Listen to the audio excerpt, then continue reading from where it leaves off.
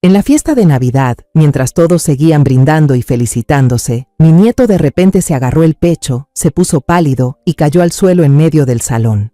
Corrí hacia él, pero mi nuera se fue en silencio al cuarto de servicio con el celular en la mano. Pensé que llamaría a emergencias, pero al acercar el oído a la puerta, lo que escuché me heló la sangre. Si el hijo fuera de mi esposo muere, la herencia será para mi hijo, ¿cierto? Unos días después, los padres de ella vinieron a tocar la puerta de mi casa para disculparse en su nombre. Pero antes de continuar, asegúrate de estar suscrito al canal y cuéntanos en los comentarios desde dónde estás viendo este video. Nos encantaría saber hasta dónde llegan nuestras historias de venganza. Estoy en medio de la fiesta de Navidad, con una copa de vino tinto en la mano, sonriendo satisfecha al ver a la familia reunida.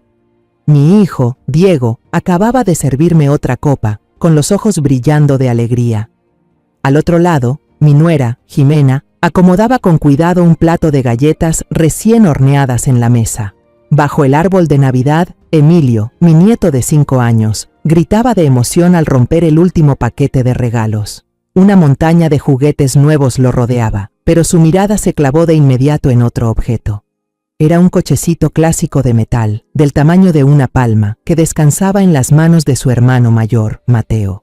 Ese coche era un regalo que Lucía, la madre biológica de Mateo y exesposa de Diego, había enviado desde Alemania. Mateo acariciaba el coche con cariño, su rostro irradiando aprecio. Emilio se puso de pie de golpe y corrió hacia su hermano, señalando con su dedito regordete. «¡Lo quiero! ¡Dámelo!». Mateo, sobresaltado, abrazó con fuerza el coche contra su pecho y negó con firmeza. «No se puede. Es un regalo de mamá Lucía. Me lo mandó desde Alemania». Al ver que su hijo no conseguía lo que quería, Jimena se acercó de inmediato. Puso una mano en el hombro de Emilio, con una voz suave como la seda, pero con un peso invisible detrás. «Mateo, tú eres el hermano mayor. Comparte con tu hermanito. Tú tienes muchos otros juguetes». Vi una sombra de tristeza cruzar el rostro de Mateo. Diego intervino enseguida, con un tono algo molesto. «Vamos, Jimena, es un regalo de Lucía, déjaselo. Emilio, mira todos los juguetes nuevos que tienes ahí, ¿los ves?». Pero Emilio no escuchaba. La negativa de su hermano y el respaldo del padre parecieron detonar la rabia del niño. Comenzó a llorar a gritos, un llanto que desgarró el ambiente cálido y se tiró al suelo, pataleando con fuerza. Jimena le lanzó a Diego una mirada afilada, luego se volvió hacia su hijo con voz empalagosa. «Está bien, ya, mi amor, mamá te lo va a conseguir». Dicho eso, se dirigió directamente hacia Mateo. El niño retrocedió por instinto, abrazando el regalo de su madre como si fuera un tesoro. Pero Emilio fue más rápido. Aprovechando un descuido de su hermano, se lanzó sobre él y tiró con todas sus fuerzas. Mateo gritó de dolor y soltó el coche. Emilio lo agarró, riéndose a carcajadas. No se detuvo ahí. Se impulsó y empujó con fuerza el hombro de Mateo, haciéndolo tambalear. La paciencia de Mateo finalmente se rompió. Furioso por haber perdido su regalo preciado, Mateo corrió tras su hermano. «¡Devuélvemelo, Emilio!». El niño dio apenas unos pasos cuando se detuvo en seco. Sus pequeñas manos se aferraron al pecho. Su rostro, antes sonrosado, palideció. Su respiración se volvió rápida y difícil. Se tambaleó como una hoja al viento y se desplomó sobre la alfombra blanca del salón. Grité, un grito desesperado desde lo más profundo del pecho. «¡Mateo!». Diego corrió hacia su hijo, con el rostro pálido del miedo. Comenzó a aplicar maniobras de primeros auxilios, esas que sé que aprendió después del diagnóstico de cardiopatía congénita de Mateo. «¡Llamen a emergencias! Jimena, ¿dónde está tu teléfono? ¡Llama a emergencias!», gritó, con la voz quebrada por la desesperación. Pero Jimena no se movió. Observaba la escena con una calma escalofriante. Su mirada era vacía, helada. Echó un vistazo a su teléfono, que estaba sobre la mesa de centro, lo tomó en silencio y caminó rápidamente hacia la despensa, cerrando la puerta tras de sí. En medio del caos, pensé que tal vez buscaba un lugar tranquilo para llamar a emergencias. Corrí tras ella, con la intención de preguntarle si la ambulancia ya venía. pero al acercar mi oído a la gruesa puerta de madera, escuché algo que me heló la sangre. Era la voz de Jimena, grave, apresurada, pero absolutamente libre de pánico. ¿Licenciado? Tengo algo urgente. Si ese hijo bastardo muere, la herencia será para mi hijo, ¿verdad? Un escalofrío me recorrió la espalda, no por el viento helado que entraba por la puerta, sino por las palabras que salieron de detrás de esa puerta de madera. Cada palabra, cada sílaba, era como una aguja de hielo que se clavaba directo en mi corazón. Me quedé paralizada, di varios pasos hacia atrás y casi me caigo. Afuera, la voz de Diego llamando a su esposa con desesperación se hacía cada vez más fuerte. «Jimena, ¿dónde estás? ¿Ya llamaste a la ambulancia?» Unos 5 minutos después, la puerta del cuarto de almacén se abrió de golpe. Jimena salió corriendo, y ahora era una persona completamente distinta. El rostro pálido, los ojos enrojecidos, la voz tan alterada que casi se quebraba. «Aquí estoy. Acabo de llamar a la ambulancia. Ya vienen». Corrió hacia Mateo, se arrodilló y montó una escena de dolor perfecta. Acariciaba el rostro pálido del niño mientras lloraba desconsoladamente. Con el sonido de la sirena de la ambulancia acercándose, yo solo podía quedarme ahí, paralizada, mirando a mi nuera con un asco que jamás había sentido antes. Estaba sentada en una banca dura al lado de la camilla, apretando con fuerza la mano pequeña y helada de Mateo. El niño yacía ahí. Su pecho frágil apenas se movía con la ayuda del respirador, el rostro más blanco que una hoja. La sirena gemía sin parar, rompiendo el silencio de la noche navideña, y también mi mente. Ese sonido agudo y prolongado era como una llave maldita, abriendo de golpe una puerta que había intentado mantener cerrada durante 6 años. Mi mente volvió a una tarde de verano, 6 años atrás. Mi esposo, Ricardo, estaba en el jardín, concentrado en podar sus rosales David Austin, los que más amaba. Mientras lo hacía, silbaba una melodía vieja. Al verme salir al porche, levantó la mirada. Su sonrisa cálida e inconfundible iluminó su rostro curtido por el sol. Pero de pronto, esa sonrisa desapareció. Soltó las tijeras de repente, se tomó la cabeza con ambas manos y cayó desplomado sobre el césped. Yo también estuve una vez en una ambulancia como esta. También escuché esa sirena que me partía el alma. Y entonces lo perdí para siempre. Para mí, ese sonido será por siempre un canto fúnebre. La ambulancia giró bruscamente en una intersección. El sacudón me devolvió brevemente a la realidad. Apreté más fuerte la mano de Mateo, como si con eso pudiera pasarle un poco del escaso calor que me quedaba.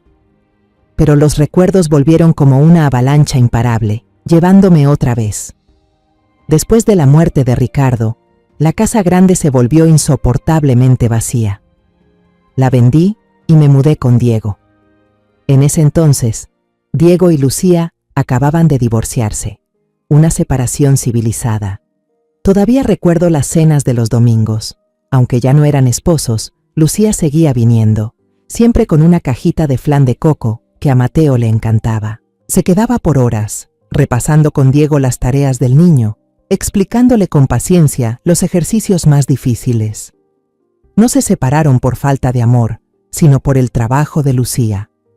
Era una arquitecta talentosa, una estrella en ascenso. Los viajes internacionales que duraban meses terminaron por desgastar su matrimonio. Mateo se quedó con su papá y conmigo, pero hablábamos seguido por videollamada con Lucía, para que el niño nunca sintiera que le faltaba su mamá. Un año después de que me mudé, Diego trajo a Jimena a casa por primera vez. Ella apareció en la puerta como un ángel, con una canasta de pastel de manzana recién horneado en las manos. Podía quedarse horas escuchándome repetir una y otra vez las historias sobre Ricardo, sin mostrar ni una pizca de aburrimiento. Con Mateo era dulce. Le leía cuentos todas las noches. Le enseñaba con cuidado cómo mezclar las acuarelas. Yo, ingenuamente, creí que Dios por fin nos sonreía, que nos había mandado una mujer buena para llenar el vacío que la vida nos dejó. Pero luego nació Emilio, y la máscara perfecta empezó a resquebrajarse. Recuerdo perfectamente el día que Jimena volvió del hospital. Mateo corrió emocionado hacia ella, extendiendo sus manitas, queriendo tocar a su hermanito. Jimena levantó a Emilio y dio un paso atrás de inmediato, con una voz fría y distante. «Cuidado con esas manos sucias, me vas a enfermar». Una frase que parecía casual, pero fue la primera puñalada al corazón inocente de Mateo, y también la primera advertencia que yo ignoré. Después de eso, las cosas extrañas comenzaron a aparecer con más frecuencia. Las comidas en casa se dividían en 2 porciones. Una, elaborada, vistosa y llena de nutrientes para Diego, Jimena y Emilio. La otra, simple y desabrida, para Mateo, bajo el pretexto considerado de que era buena para su problema del corazón. Cuando Emilio empezó a caminar, Jimena prohibió que los 2 niños jugaran juntos juegos que implicaran mucho movimiento, siempre excusándose con el miedo a que Mateo tuviera un ataque al corazón. Le compraba a Emilio juguetes caros, pero los escondía cada vez que Mateo se acercaba. Intenté hablar con Diego. Una vez, durante la cena, le dije con cuidado: ¿no notas que Jimena se comporta raro con Mateo? Parece que intenta separar a los hermanos. Diego solo movió la mano con desgano y contestó con cansancio: «Mamá, es que está ocupada con Emilio. Criar a un bebé ya es bastante difícil. Igual ella cocina y le lava la ropa a Mateo, lo cuida bien». Mi hijo estaba cegado por la falsa dulzura de Jimena. El dolor dentro de mí llegó al límite una tarde de otoño. Vi a Mateo sentado solo en el columpio del jardín, sus piecitos colgando sin tocar el suelo. El niño miraba en silencio hacia el frente, donde Jimena reía feliz mientras jugaba a lanzar la pelota con Emilio. Al verme, Mateo se giró. Tenía los ojos grandes, puros pero tristes. Me hizo una pregunta que hasta hoy, cada vez que la recuerdo, me aprieta el corazón como si alguien lo estrujara. «Abuela, ¿es porque no soy el hijo de verdad de mamá Jimena que ella no me quiere tanto como a Emilio?» El chirrido agudo de unos frenos me sacó de aquel recuerdo doloroso. La puerta trasera de la ambulancia se abrió. Las enfermeras empujaron rápidamente la camilla de Mateo hacia adentro. El pequeño cuerpo de mi nieto desapareció detrás de las grandes puertas blancas con el letrero «Sala de urgencias».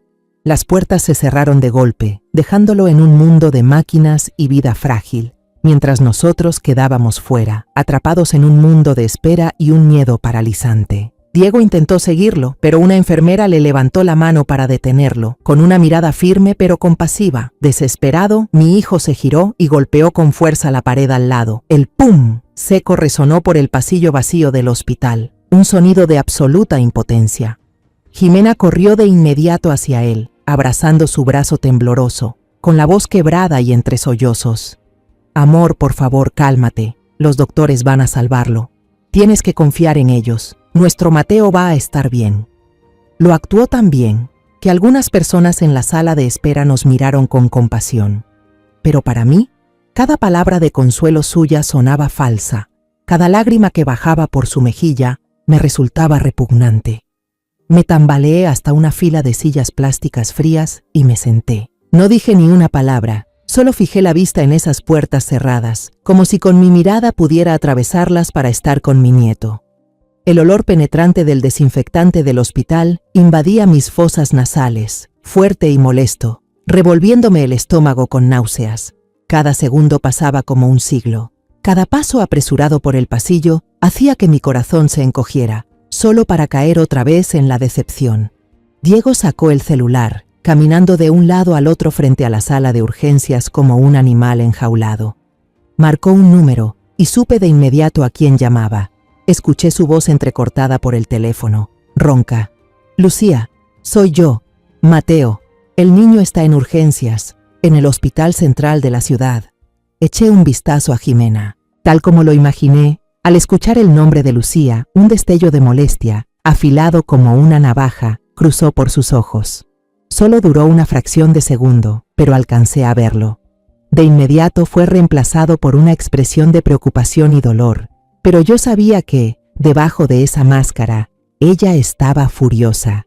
Diego colgó la llamada y se dejó caer en la silla junto a mí, con las manos enredadas en su cabello ya despeinado. Los dos guardamos silencio, cada uno atrapado en su propia angustia. Él preocupado por la vida de su hijo, Y yo, además de eso, cargando con un secreto espantoso que acababa de escuchar. Más de una hora después, que se sintió como una eternidad, la puerta de la sala de urgencias finalmente se abrió. Un médico de mediana edad, con el rostro visiblemente agotado pero los ojos aún alertas, salió. Se quitó la mascarilla médica, nos miró y preguntó: ¿quién es familiar de Mateo García? Nos pusimos de pie casi al mismo tiempo y corrimos hacia él. El doctor, que tal vez se llamaba Ramírez, según el gafete en su bata, levantó la mano para calmarnos. Hemos logrado estabilizarlo. El infarto ha pasado. El niño está fuera de peligro. Sentí un alivio recorrer todo mi cuerpo. Diego exhaló con fuerza. Las piernas le flaquearon. Casi se desploma si no lo hubiera sostenido. Jimena se llevó la mano al pecho. Cerró los ojos como si agradeciera sinceramente a Dios. Una actuación perfecta. Pero el doctor continuó, y su tono se volvió más grave. Sin embargo, hay un problema. Debido a la falta de oxígeno en el corazón durante un tiempo, se han producido ciertos daños. Necesitamos mantenerlo en cuidados intensivos para observarlo durante los próximos días. ¿Daños?, murmuró Diego, y el alivio que había en su rostro desapareció de inmediato, reemplazado por un nuevo temor. ¿Los daños son graves, doctor? ¿Tendríamos que haber hecho algo mejor? El doctor Ramírez lo miró con compasión. La familia hizo muy bien en darle los primeros auxilios, solo que... Debo decir que si el niño hubiera llegado al hospital 5 minutos antes, aunque sea 5, el daño al miocardio se habría reducido considerablemente. En estos casos, cada segundo cuenta. 5 minutos.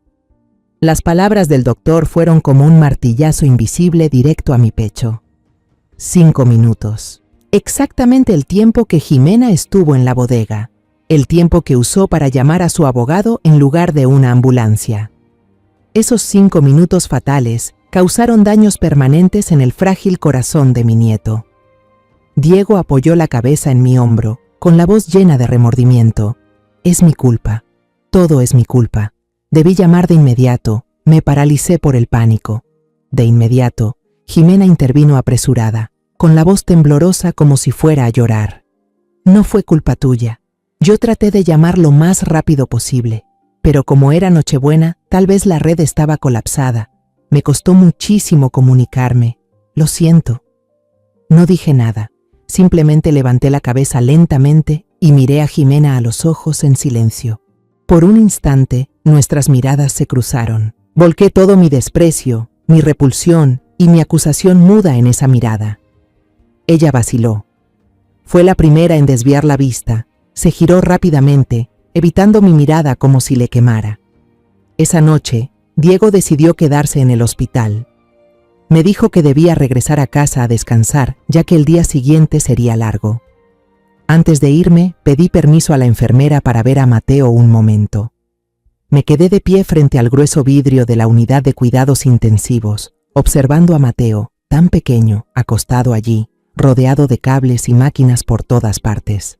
El sonido regular del monitor cardíaco, bip, bip, era el único ruido en la habitación. Las palabras del médico, la mentira descarada de Jimena y la cruel pregunta que le escuché hacer por teléfono, todo se mezclaba en mi cabeza, formando una verdad fría, clara como el día. Mi nuera había retrasado intencionalmente la atención médica de mi nieto, todo por su codicia sin límites. No le diré nada a Diego por ahora. Él está demasiado devastado, y mis palabras en este momento solo sonarían como una acusación sin fundamentos, la amargura de una suegra. Necesito pruebas. Conduje de regreso a casa en un estado de vacío, con las manos aferradas al volante sin sentir nada. El camino familiar estaba cubierto de nieve blanca, brillando bajo las farolas, pero para mí todo tenía un tono gris opaco. Cuando el auto se detuvo frente al portón, vi que la casa seguía iluminada. El árbol de Navidad junto a la ventana aún parpadeaba con luces alegres, una ironía cruel ante el luto que me envolvía por dentro. Entré a la casa. El silencio me envolvió. Un silencio tan denso que era casi sofocante. En el suelo de baldosas, los pedazos del vaso de vino que había dejado caer seguían ahí, brillando bajo la lámpara como lágrimas de cristal. Cerca de ahí, Tirado, estaba el cochecito de metal azul, ese que había sido el comienzo de todo. Me agaché a recogerlo. El metal era frío y pesaba en la palma de mi mano, como el peso de la culpa. De pronto, una música estridente de caricaturas desde la sala me sobresaltó. Entré y vi a Emilio, mi nieto de 5 años, acurrucado solo en el enorme sofá. Ya se había puesto su pijama de dinosaurios. Sus ojitos grandes estaban fijos en la pantalla del televisor, donde unos personajes coloridos bailaban. El volumen estaba tan alto que parecía que intentaba ahogar su soledad y su miedo con ruido. Al verme, sus ojos se iluminaron. Saltó del sofá con alegría, corrió a abrazarse a mis piernas. «Abu, ¿volviste?» Me agaché, le acaricié la cabeza y traté de esbozar una sonrisa que yo misma sentí torcida. «Emilio, ¿por qué no estás dormido todavía? ¿Dónde está tu mamá?» Él no respondió, solo tiró de mi mano hacia el sofá y señaló la pantalla con entusiasmo. «Abu, mira, el príncipe malo quiere quedarse con el reino del príncipe bueno». En la pantalla, un príncipe con capa negra estaba siendo atado por unos caballeros. Me senté a su lado, con el corazón hecho un nudo. Pregunté distraídamente, solo para decir algo. ¿Ah, sí? ¿Y por qué ese príncipe es malo, mi amor? Emilio respondió de inmediato, con una voz clara e inocente, como si relatara un cuento que ya se sabía de memoria.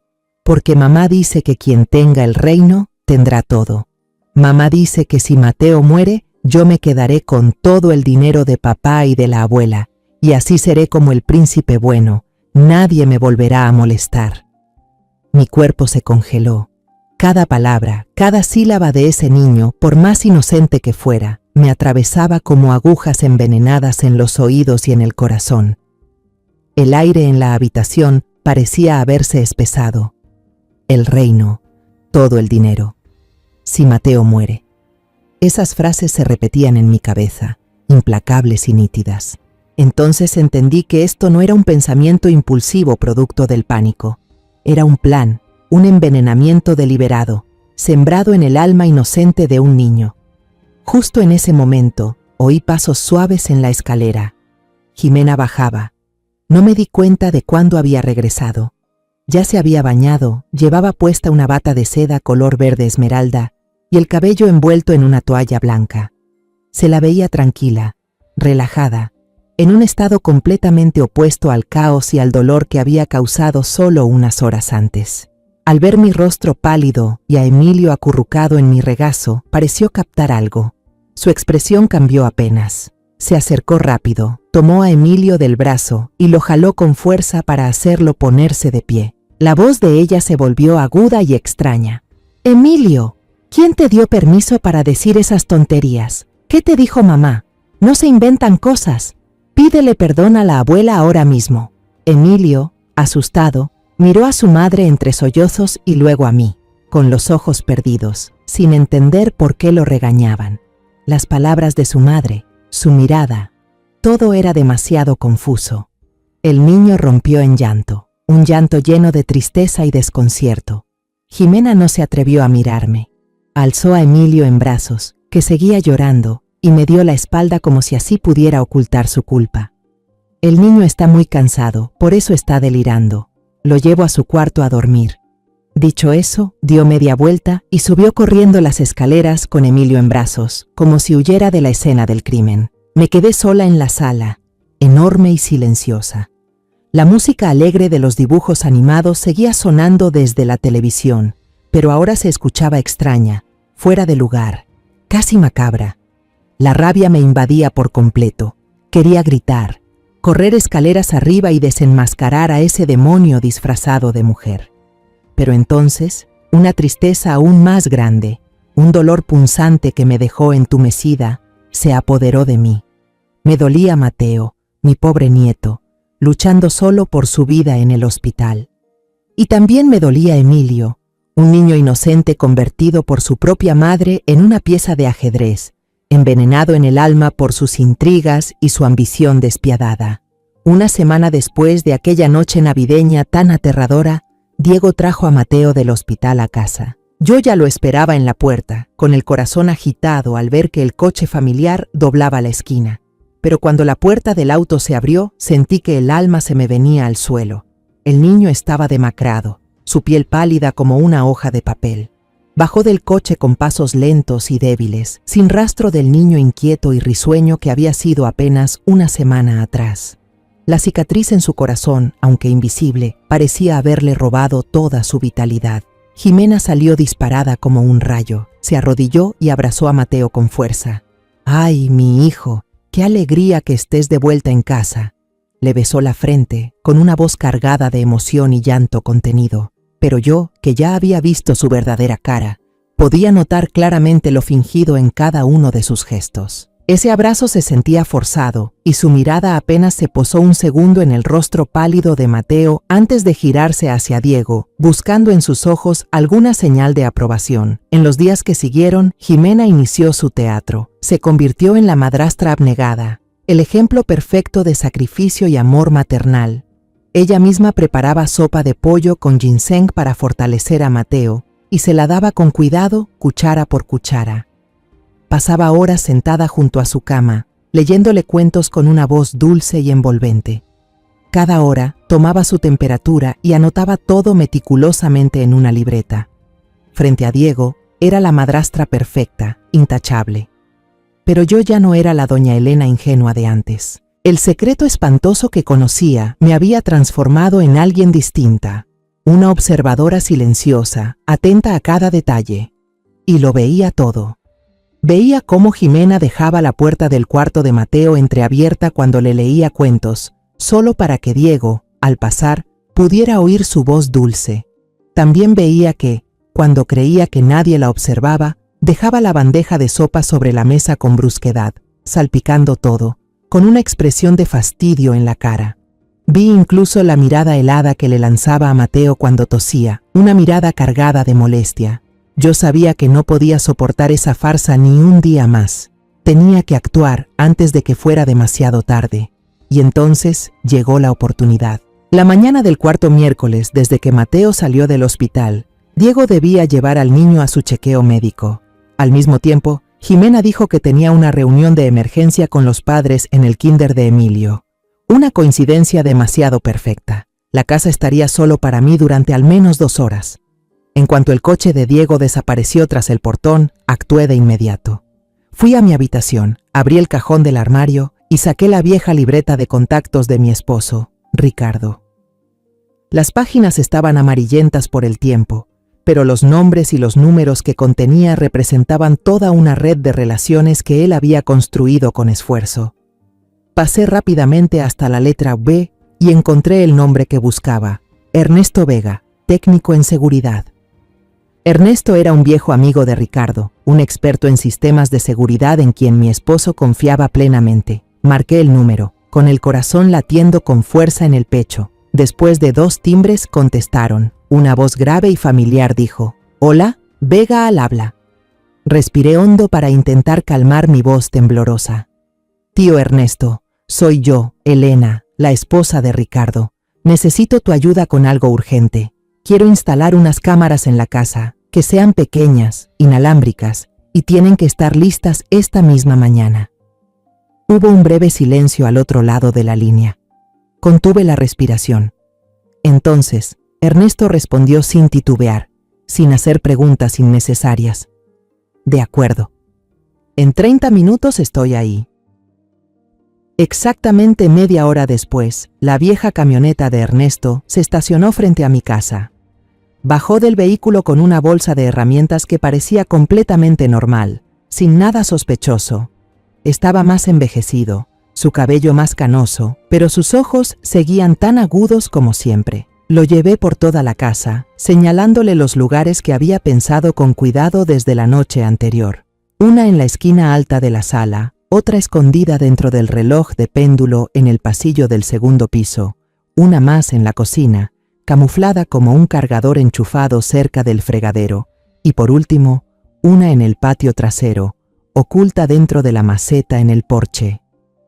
Ernesto trabajaba con rapidez. No me preguntó nada sobre el motivo, simplemente se dedicó a su labor con una profesionalidad impresionante. Incluso me explicó detalladamente cómo acceder al sistema de grabación desde una aplicación de seguridad instalada en mi tablet. Justo cuando Ernesto terminó de guardar sus herramientas, escuché el motor del coche de Jimena entrando al patio. Él salió rápidamente por la puerta trasera. Lo acompañé al jardín y le metí en la mano un sobre grueso que ya tenía preparado. Él solo negó con la cabeza y empujó suavemente mi mano. Considera que estoy ayudando a Ricardo a cuidar de su familia. Jimena entró a la casa con una bolsa de supermercado. Me miró, sonrió y preguntó, ¿no se sintió sola estando en casa, mamá?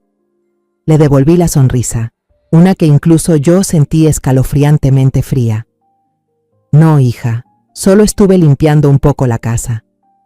Esa noche, cuando todos ya dormían, me senté en mi cuarto y cerré la puerta con llave. Mis manos temblaban mientras encendía la tablet. En la pantalla aparecieron 4 pequeñas ventanas, mostrando imágenes en vivo desde 4 ángulos distintos de mi propia casa. La sensación de estar espiando dentro de mi propio hogar era extraña y dolorosa, pero sabía que esos ojos silenciosos eran mi única esperanza, la única arma que tenía para destapar la verdad y proteger a mis nietos.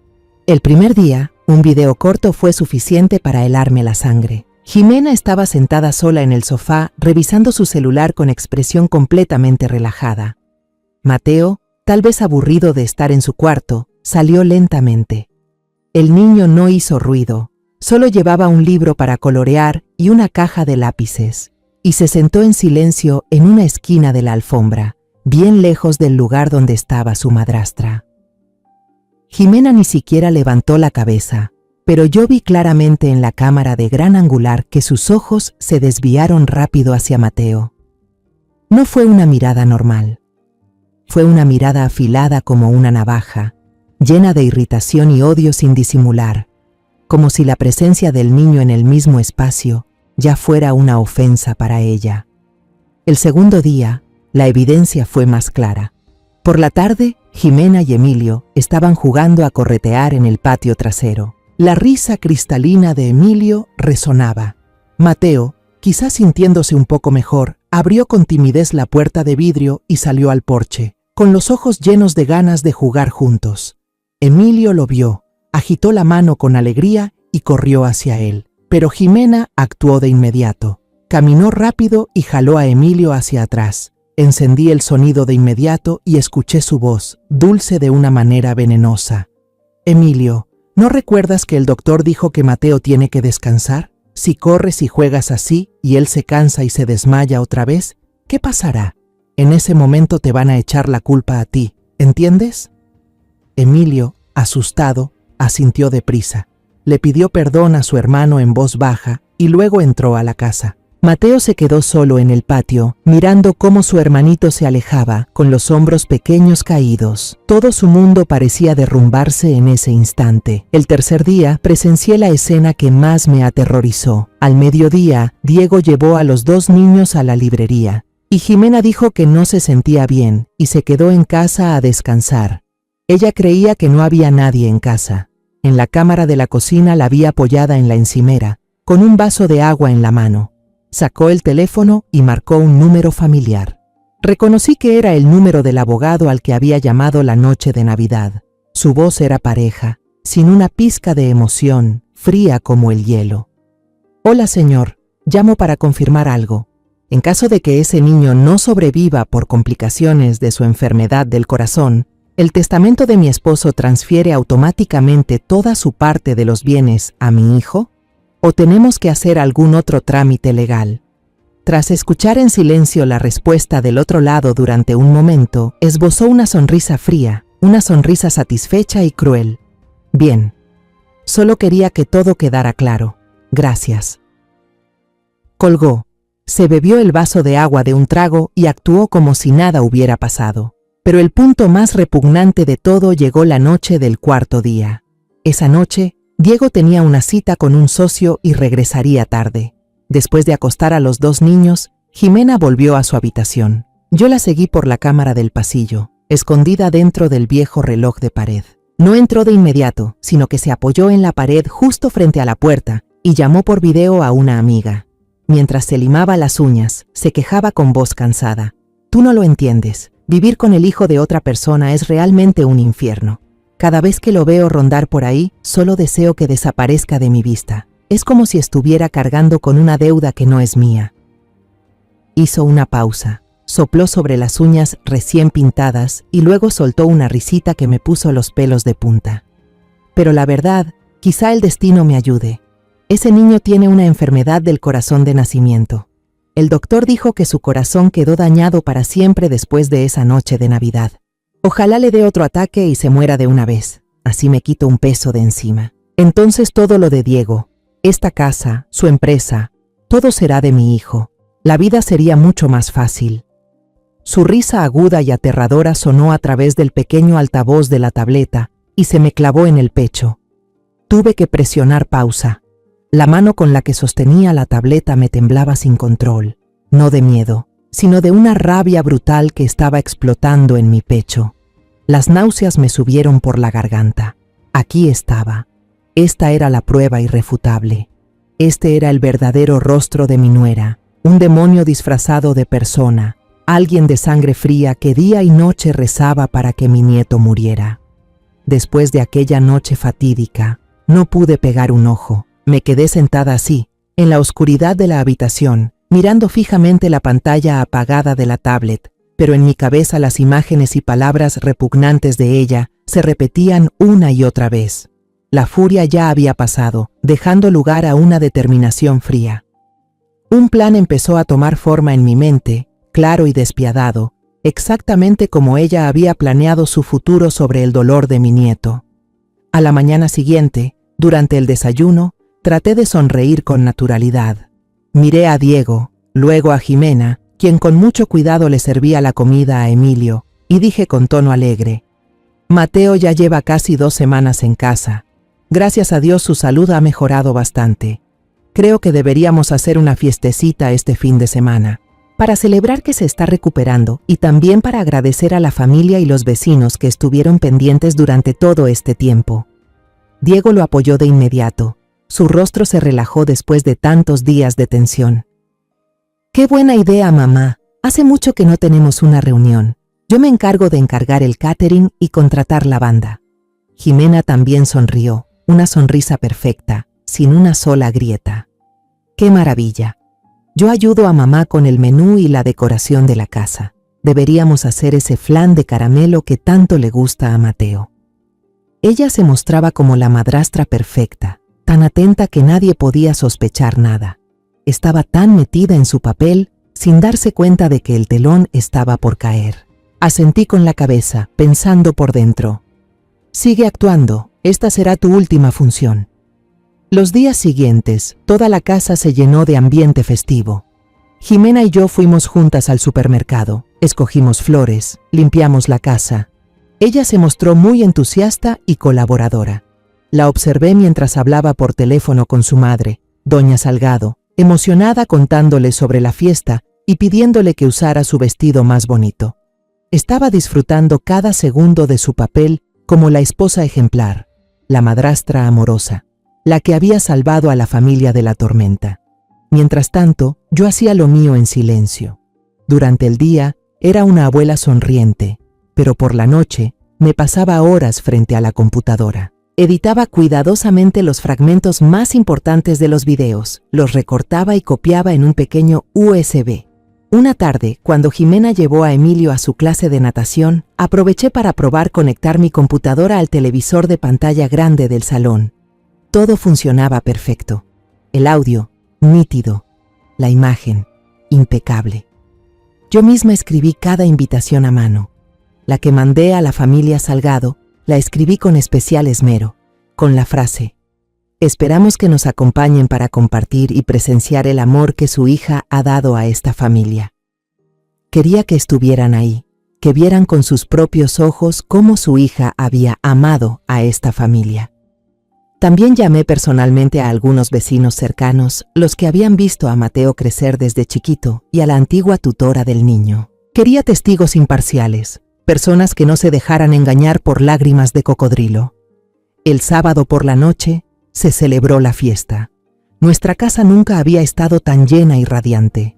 Las luces cálidas salían por cada ventana. El jardín estaba repleto de invitados. Música suave, risas, voces por todas partes. Todos traían regalos para Mateo. Aunque todavía estaba débil, se le veía feliz. Llevaba un pequeño traje azul marino que yo le compré, sentado en su sillón especial como un pequeño rey, recibiendo regalos y buenos deseos con mucha educación. Diego estaba junto a su hijo, con una expresión de felicidad y agradecimiento profundo hacia la vida. Jimena, por supuesto, era el centro de atención. Llevaba un vestido rojo espectacular que realzaba su figura. Se paseaba entre los invitados como toda una anfitriona, copa de vino en mano, sonriendo encantadoramente a todos. Escuché comentarios susurrados a mi alrededor. Mira a Jimena, de verdad es una madrastra increíble. Diego tuvo mucha suerte de casarse con ella. Los Salgado estaban parados junto a su hija, con rostros llenos de orgullo. La señora Salgado incluso se acercó a mí, me tomó fuerte de la mano y me dijo con voz emocionada: «Gracias por confiar en nuestra Jimena. Verlos felices nos da tranquilidad».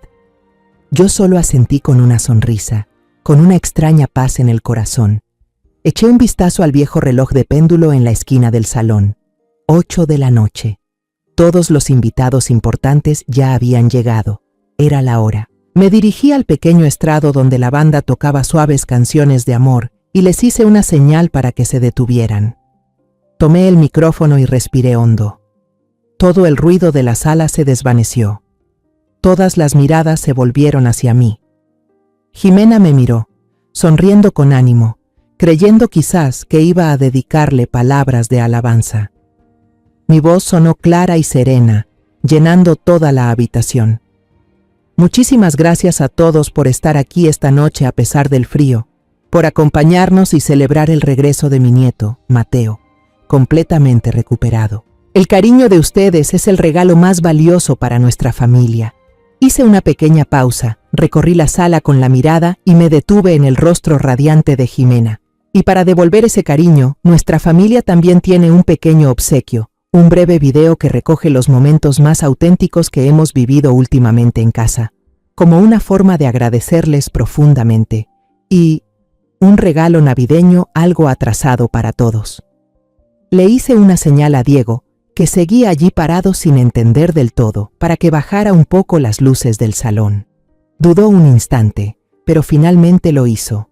La elegante sala quedó sumida en una tenue penumbra, con solo las luces parpadeantes del árbol de Navidad y el resplandor frío que emanaba de la gran pantalla del televisor, ahora teñida de azul. Me situé en una esquina oscura, con el pequeño control remoto en la mano, sintiendo cómo mi corazón latía con una calma casi inquietante. Presioné el botón de play. El primer video apareció. Se mostraba la sala familiar, exactamente como ahora.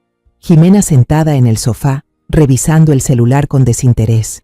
Mateo salía del dormitorio y se sentaba en silencio sobre la alfombra. Entonces, la cámara hacía un zoom al rostro de Jimena. Su mirada fría, llena de desprecio hacia el niño inocente, se agrandaba en la pantalla, nítida.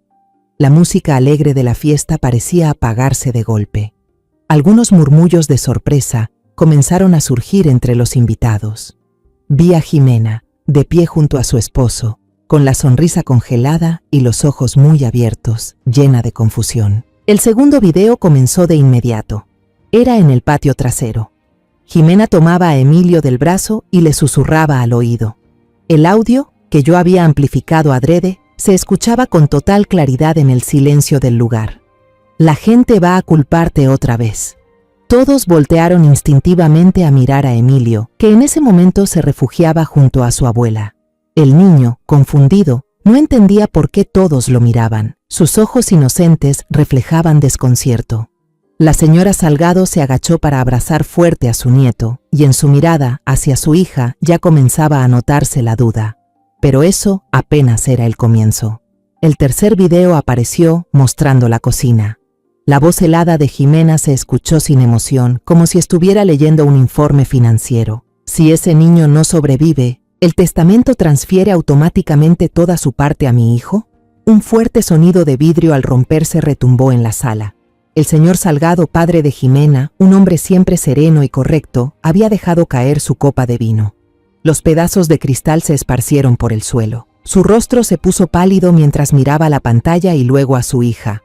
A su lado, la señora Salgado estaba blanca como un papel. Se llevó una mano a la boca, los ojos desorbitados, incapaz de creer lo que veía.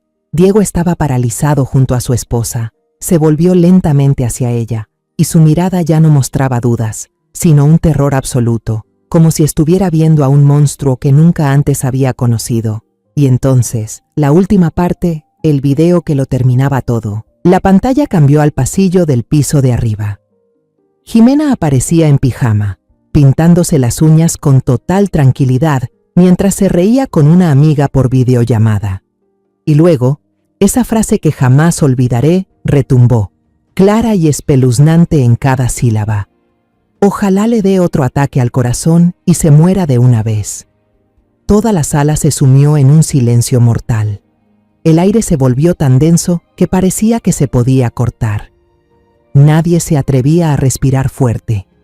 Todos los halagos, todas las miradas de admiración de hacía unos minutos, se transformaron en desprecio y asco. Jimena se quedó ahí parada, pálida como una hoja de papel. El vestido rojo y elegante que llevaba ahora se veía irónicamente fuera de lugar. Sus labios temblaban, se movían, pero no lograban pronunciar palabra alguna. Don Salgado fue el primero en romper ese silencio aterrador. Dio un paso al frente, su imponente figura temblando de rabia. Su voz sonaba ronca. «Jimena, ¿qué has hecho?» La pregunta de su padre fue como una bofetada que la despertó. Miró a su alrededor y por primera vez realmente vio. Vio las miradas de repulsión de los vecinos, la decepción y vergüenza en los ojos de sus padres y por encima de todo, la mirada destrozada de Diego. El amor, la confianza, todo se había hecho pedazos sin posibilidad de reparación. Ella rompió en llanto, un llanto ahogado, pero no era de injusticia, era el llanto de una culpable expuesta, lleno de vergüenza y desesperación. Se dio la vuelta y, presa del pánico, tumbó la bandeja de postres sobre la mesa. Pasteles y frutas volaron por todas partes. Luego salió corriendo. Salió de la casa, desapareciendo en la fría oscuridad de la noche, como un animal herido que busca dónde esconderse. Doña Salgado, incapaz de soportar el golpe, se dejó caer en una silla y sollozó desconsoladamente. Don Salgado, un hombre siempre orgulloso, ahora agachaba la cabeza mientras se acercaba a mí y a Diego. Su voz se quebró por la vergüenza. «Señora Elena, Diego, les pedimos perdón. De verdad, lo sentimos por no haber sabido criar a nuestra hija». Los invitados comenzaron a irse en silencio, sin despedirse, sin consolar a nadie. Solo negaban con la cabeza y salían de esa casa que se desmoronaba. La fiesta terminó en ruinas. Al final, solo quedamos nosotros, mi familia, en medio del desastre. Diego se dejó caer en el sillón donde antes estaba sentado Mateo, se tapó la cara con las manos y sus anchos hombros temblaban. Mateo, aunque no entendía del todo lo que ocurría, percibía la tensión y el dolor de todos. Se acercó con timidez a su padre y puso su pequeña mano sobre su brazo. Yo me acerqué también, le puse la mano en el hombro a Diego. No dije nada, porque sabía que no existía palabra capaz de calmar ese dolor. Esa noche nadie pudo dormir en esa casa. Diego permaneció inmóvil en la sala hasta el amanecer, rodeado de decoraciones rotas y platos de comida sin terminar. Se quedó allí, en silencio, como una estatua, con la mirada fija en el vacío, donde apenas unas horas antes estaba la imagen de una familia feliz. Le preparé una taza de té de manzanilla caliente, esperando que lo ayudara a calmarse. La tomó entre sus manos. El calor se extendía, pero no bebió. Solo la dejó enfriar en sus dedos. A la mañana siguiente, Diego parecía haber envejecido 10 años. Las arrugas se marcaban más en sus ojos. Su cabello, que siempre llevaba bien peinado, ahora estaba revuelto, con algunas canas que nunca le había visto. Se duchó en silencio, se afeitó y se vistió con un traje impecable. Antes de salir por la puerta, me dijo una sola frase, con una voz plana, sin emoción, pero yo sabía que dentro de él rugía una tormenta. Mamá, cuida a los niños por mí. Necesito ir a la oficina del abogado. Se fue todo el día. La casa quedó en un silencio aterrador. Emilio se despertó y no paraba de preguntar por su mamá. Solo pude mentirle diciendo que tuvo que irse de viaje por trabajo, una mentira que me dolió hasta el alma. El niño parecía percibir que algo no iba bien. Se volvió callado, se sobresaltaba con facilidad y pasaba el día pegado a mis pies. Mateo, en cambio, mostraba una madurez inusual para su edad. No preguntaba nada, solo se sentaba en silencio junto a su padre cuando éste regresaba por la tarde y colocaba su mano sobre la de él como una forma de consuelo silencioso. Al atardecer, Diego regresó a casa y dejó sobre la mesa un expediente grueso. Era la solicitud de divorcio unilateral y una petición de custodia total. Dentro había una memoria USB con videos, pruebas irrefutables de la crueldad de la mujer que alguna vez amó. Me miró con los ojos cansados pero decididos. No puedo permitir que Emilio crezca con una madre que le enseña a desear la muerte de su hermano, mamá. Unas semanas después, en una tarde lluviosa y triste, sonó el timbre. Eran los señores Salgado. Estaban bajo el alero, empapados, luciendo demacrados y envejecidos. El dolor y la vergüenza los habían consumido. La señora Salgado traía una canasta con pasteles caseros, el postre favorito de Emilio. Se sentaron en la misma sala donde la tragedia había salido a la luz. El señor Salgado, un hombre que siempre había mantenido la frente en alto, habló primero con voz avergonzada. No venimos a pedir perdón por Jimena. Ella debe pagar por lo que hizo. Hemos intentado comunicarnos con ella, pero no contesta ni vuelve a casa. La señora Salgado dirigió la mirada hacia la escalera, de donde se escuchaban los juegos de Emilio en su cuarto. Comenzó a llorar, con lágrimas de una abuela destrozada.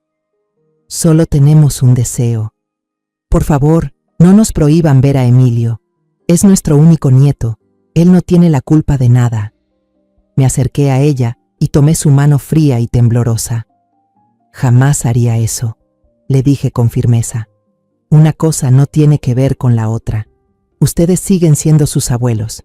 Emilio necesita el cariño de ambos, ahora más que nunca.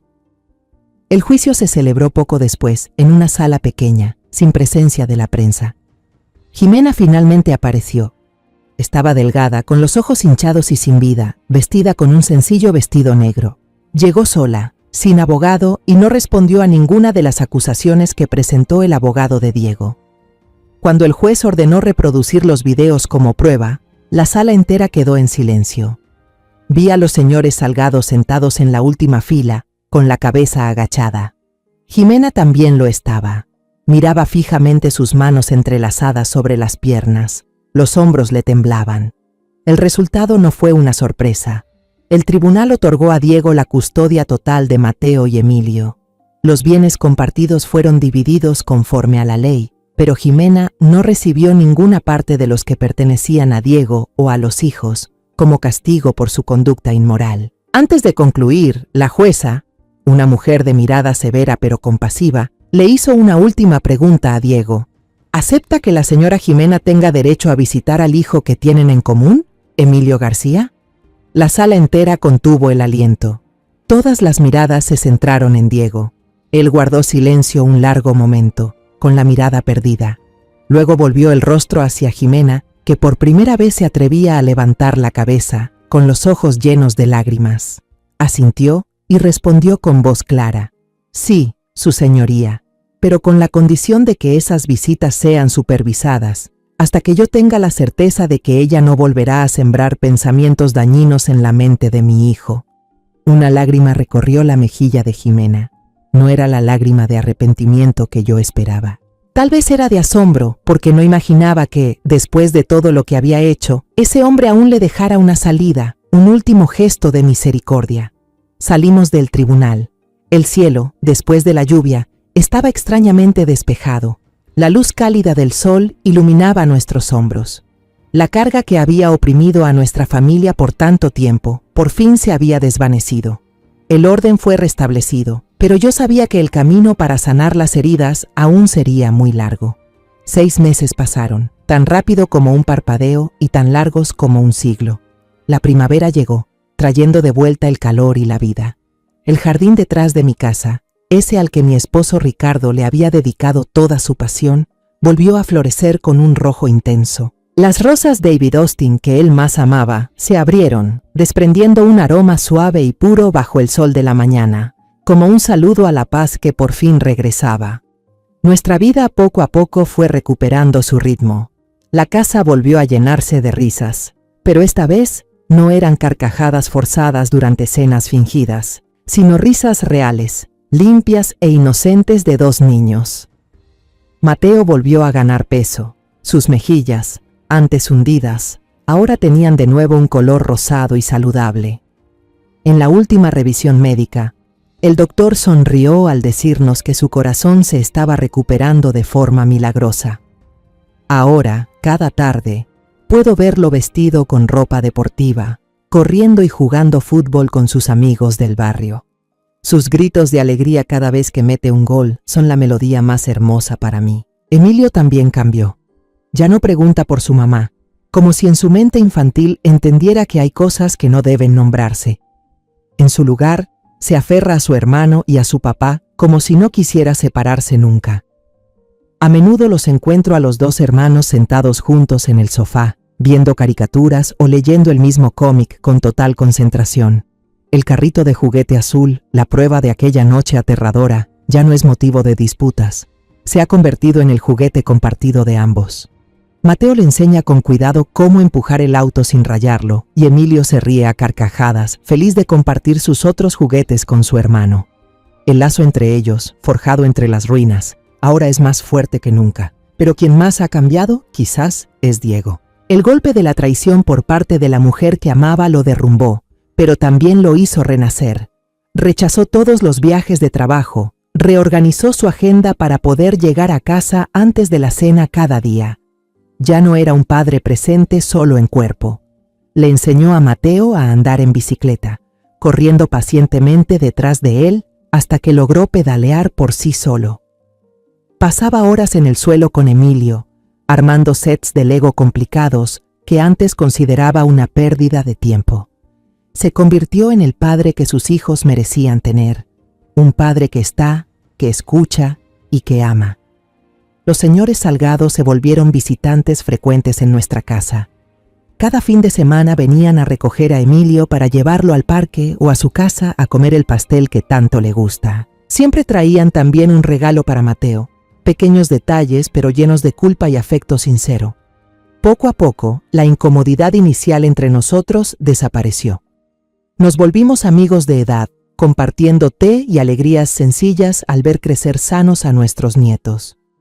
Una tarde de primavera, de esas hermosas, mientras la señora Salgado y yo tomábamos té en el porche y mirábamos a los niños correr sobre el césped verde, ella me contó noticias sobre Jimena.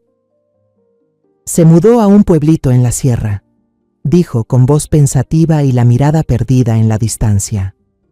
Pidió trabajar como maestra voluntaria en una escuela para huérfanos. Los primeros meses llamaba para quejarse todo el tiempo. Decía que odiaba ese trabajo, que odiaba a los niños y odiaba la vida difícil que llevaba allá. Se detuvo un momento, bebió un sorbo de té como para calmarse. Pero últimamente su voz ha cambiado. Empezó a contarme sobre los niños que hay allá, sobre las historias tristes de cada uno. Algunos perdieron a sus padres en una inundación, otros fueron abandonados desde que nacieron. Me dijo que, por primera vez en su vida, se dio cuenta de lo afortunada que había sido y de lo tonta que fue al despreciar lo más valioso que tenía. Ya no es la Jimena que usted conocía. Ahora es más tranquila, habla poco y quizá está aprendiendo a ser una mejor persona. Me quedé en silencio, escuchando, sin decir una palabra. Ya no sentía ningún rencor, solo una extraña sensación de alivio, de paz. Tal vez, entre sus ruinas y su pérdida, Jimena por fin había encontrado un camino para redimir su alma. No le deseo suerte, pero tampoco la maldigo más. La brisa de la tarde soplaba suave, trayendo consigo el perfume tenue de las rosas por todo el jardín.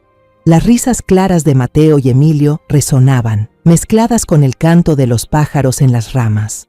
La tormenta realmente había pasado, y después de ella, el jardín de mi familia, aunque marcado por el dolor, ahora florecía con más fuerza y luz que nunca. Sonreí, con una sonrisa sincera desde lo más profundo del corazón. Esta paz era todo lo que necesitaba. Al mirar hacia atrás, comprendí algo. A veces quien te hiere no es un extraño, sino alguien en quien alguna vez confiaste. Pero en medio de la oscuridad de la traición, aprendí a mantener la cabeza fría, a no dejar que la rabia me cegara, y elegí el camino de recolectar pruebas en silencio, paso a paso, hasta desenmascarar la verdad. Porque una historia de venganza, si nace solo del odio, solo traerá destrucción, pero si nace desde el amor, puede convertirse en justicia. La venganza no es para devolver el golpe, sino para proteger, para recordar que el mal, por más que se disfrace, siempre acaba saliendo a la luz. Y que, en un mundo donde la mentira se disfraza con dulces apariencias, la verdad es lo único que puede devolvernos la luz, la paz y la fe en la humanidad. La historia que acabas de escuchar ha sido modificada en nombres y lugares para proteger la identidad de quienes estuvieron involucrados. No la contamos para juzgar, sino con la esperanza de que alguien escuche y se detenga a reflexionar. ¿Cuántas madres están sufriendo en silencio dentro de su propio hogar? En serio me pregunto, si tú estuvieras en mi lugar, ¿qué harías? ¿Callarías para mantener la paz o te atreverías a enfrentarlo todo para recuperar tu voz? Quiero saber tu opinión sobre esta historia de historias que duelen o cualquier sugerencia para que nuestro contenido mejore. Dios siempre bendice y yo estoy segura de que la valentía nos llevará a días mejores.